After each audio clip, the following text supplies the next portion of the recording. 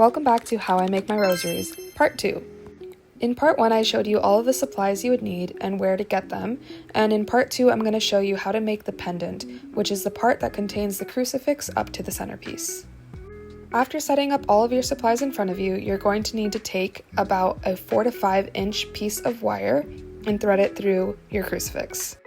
After which you'll need to get a crimp bead, in this case I'm using the tube type, to thread through both ends of the plastic wire so that the crucifix can dangle. You'll want to slide the bead down to where you will only have about half of an inch of plastic wire on one end so that you don't waste too much of the length.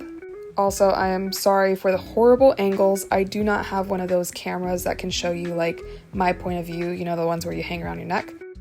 But anyways, then you will put your crucifix into this handy dandy tool so that it can hold it for you, because now you're going to have to crimp the crimp bead.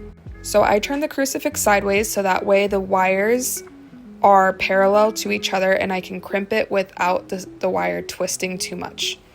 After I do the first crimp, then I turn it back front ways or backwards, whichever is flat, and I use the top part of the crimping tool that folds over the type of U shape that was created to create a perfect circle. And then afterwards, you thread your beads. So the first bead is going to be an Our Father, which is the 8mm, followed by 3 Hail Marys, followed by another Our Father. In between all of that, you're going to have your spacer beads.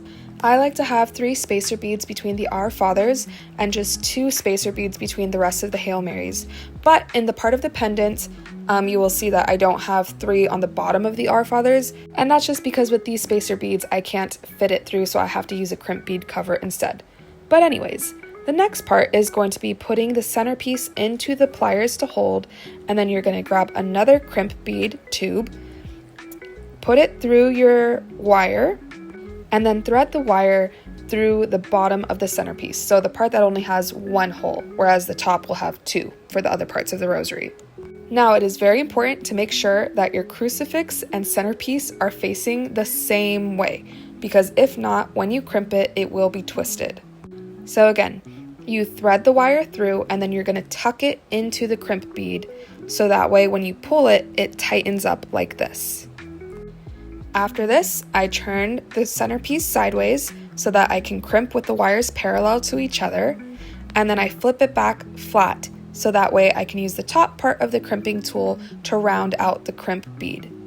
Once I am done getting the crimp bead perfectly round, I will cut the excess wire and then pick up 2 crimp bead covers.